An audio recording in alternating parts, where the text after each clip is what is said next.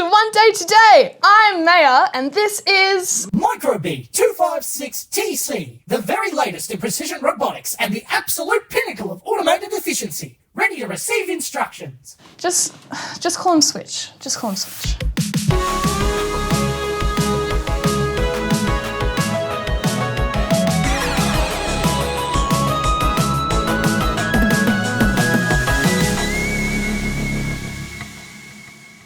This week in the studio, we've been making stop-motion animation.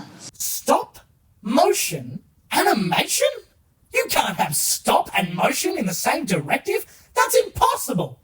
Sounds like another pointless human activity. It's amazing! You take a photo, which is the stop, and then you take another one, and another one, and then eventually, when you put them all together, it creates an animation.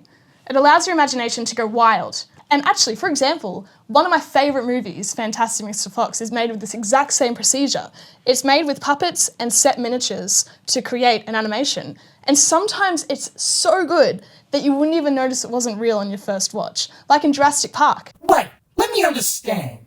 You humans go to all this effort to make objects appear as though they're alive? When they clearly aren't? Exactly. By putting together thousands of individual photos, which we call frames, we create the illusion of the object moving. So you invest vast amounts of time and energy just for a few seconds of illusion? If this is so useful, my processors could generate 47,283 animations per second using advanced algorithms. Right, okay. While that might sound like a lot, Switch, and it's very impressive, sometimes it's not necessarily about how many you can make, it's about how good you can make them. Robots always make things better than humans. Do they really now? Well, why don't we go pop into the studio to go see where it's done? Alright, this is how you make a stop-motion animation. First, you design your characters and your sets. Drawing them at a 1-to-1 scale can be helpful. Using florist wire, you're going to make a skeleton for your character. The skeleton for your character is what we call an armature. Your armature will provide structure to your character and allow them to articulate.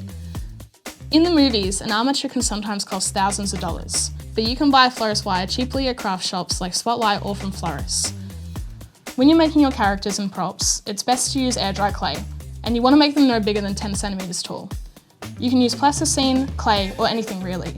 People even use Lego. Remember that your characters will need to stand up for the animation, so an easy trick is to give them big feet to help them balance.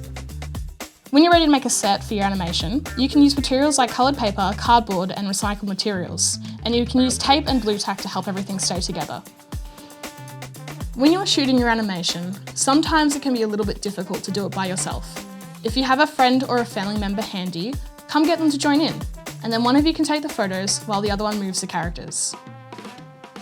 Now take a photo and move your character just a tiny amount, like a millimetre. If you turn on the onion skin feature, you can see the previous photos in the camera. A good frame rate for your animation is about 12 frames per second. It looks a little bit more flickery than 24 frames per second, but it's half the work. Now that everything's all together, take hundreds of photos. Remember, at 12 frames per second, it will take about 720 photos for a 1-minute animation. It takes a lot of time, but it's well worth it in the end. Once you're done, you'll end up with a video. Use your favourite editing software to add some titles, music, sound effects, or whatever you want. And then you can share it online with your family and friends. And voila!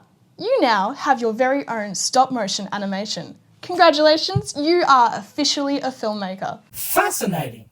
So the goal is not productivity, but expression. And you say this brings joy? Yes. Humans are more complex than I anticipated. If I move like this, am I moving in stop motion? Oh, Switch, honey, no. How about now?